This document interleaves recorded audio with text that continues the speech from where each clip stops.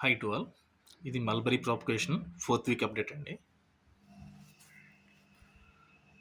Stem cuttings mulberry plant నుంచి తీసుకుని ఇట్లా నేను 3 వీక్స్ దాటిపోయింది, 4th వీక్ రన్నింగ్ ఇది.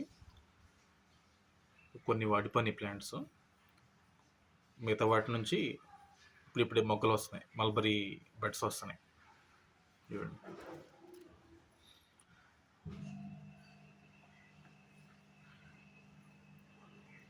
ఇవ్వండి వేర్లు వస్తున్నాయి.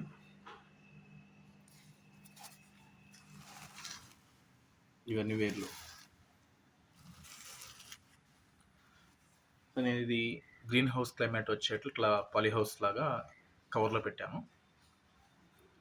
ఇది నేను ఓపెన్ ప్లేస్లో పెట్టాను, పాలీ షేడ్లో ఓపెన్ ప్లేస్లో పెట్టాను. దీనికైతే మొగ్గలు రాలేదండి. ఈ కవర్లో పెట్టిన దానికైతే మొగ్గలు వచ్చినాయి. అదే పాలీ హౌస్ యొక్క బెనిఫిట్ ఇదే. పాలీ హౌస్లో గ్రీన్ క్లైమేట్ అనేది క్రియేట్ అవుతుంది. అంటే హ్యూమిడిటీ, అట్మాస్ఫియరిక్ మాయిశ్చర్ అనేది కంప్లీట్లీ కంట్రోల్లో ఉంటుంది, టెంపరేచర్ కంట్రోల్ ఉంటుంది. దీనివల్ల ఏంటంటే మొక్కలు కావాల్సిన ఎక్కువ క్లైమాటిక్ కండిషన్స్ సూటబుల్గా ఉంటాయి. దానివల్ల మొక్కల గ్రోత్ ఎక్కువ ఉంటుంది. సో ఇదే చూడండి, ఇదే 2 ఒకే టైం పెట్టింది. దీనికి బడ్స్ రాలేదు, అంటే మొక్కలు రాలేదు, మల్బరీ పువ్వులు కానీ పూత కానీ రాలేదు. దీన్ని మాత్రం మల్బరీ పూత వచ్చేసింది. సో ఇదే మనకి ఎగ్జాంపుల్ అండి. పాలీ హౌస్లో పెట్టిన మొక్కలు హైయెస్ట్ ఈల్డ్ రావడానికి, హైగా గ్రో రావడానికి, తక్కువ పెస్ట్స్ అటాక్ అవ్వడానికి కారణం ఇదే. దీన్ని నేను వాటర్లో ప్రొపగేషన్ చేద్దాం పెట్టాను, కానీ ఫస్ట్ వీక్లో ఓకే అయింది. కానీ సెకండ్, థర్డ్ వీక్, ఫోర్త్ వీక్లో మొక్కల నుంచి, స్టెమ్స్ నుంచి ఇంత వేలు కూడా రాలేదు, ఆకులు కూడా రాలేదండి.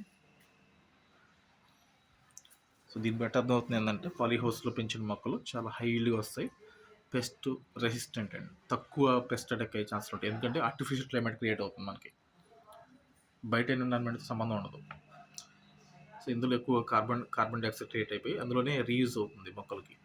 దాంతోపాటు హ్యూమిడిటీ, అట్మాస్ఫియరిక్ గ్యాసెస్ కంట్రోల్లో ఉంటాయి. దీనివల్ల బెటర్ గ్రోత్ ఉంటుంది, బెటర్ రిజల్ట్స్ ఉంటాయి.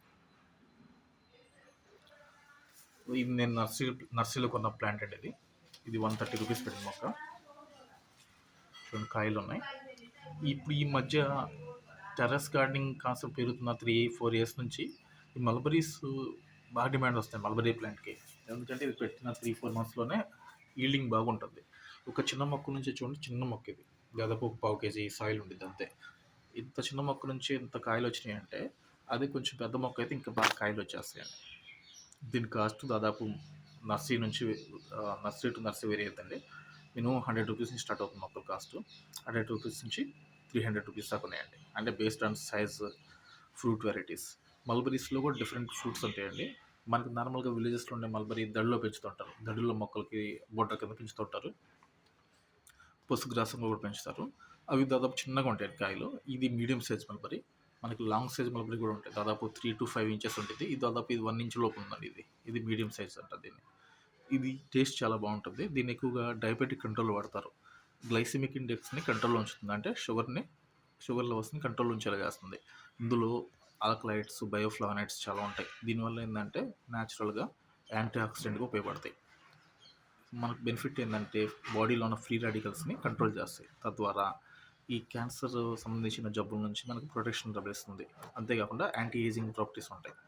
ఏజ్ మనకి తక్కువ, వృద్ధాప్య త్వరగా రావు ఈ ఫ్రూట్స్ రెగ్యులర్గా మన డైట్లో ఇంక్లూడ్ చేసుకుంటే. దీని ప్రాపగేషన్ కూడా చేయడం చాలా ఈజీ అండి. ఇట్లా స్టెమ్ కటింగ్స్ చేసుకుని ఇట్లా శాండ్లో కానీ, సాయిల్లో కానీ, వాటిలో కానీ మనం పెట్టుకోవచ్చు. దీని ద్వారా 1 మంత్లో మనకి మొక్కలు తయారైపోతాయి. ఇట్లా వేర్లు వచ్చేసి 1 మంత్ కల్లా రెడీ అయిపోతాయండి.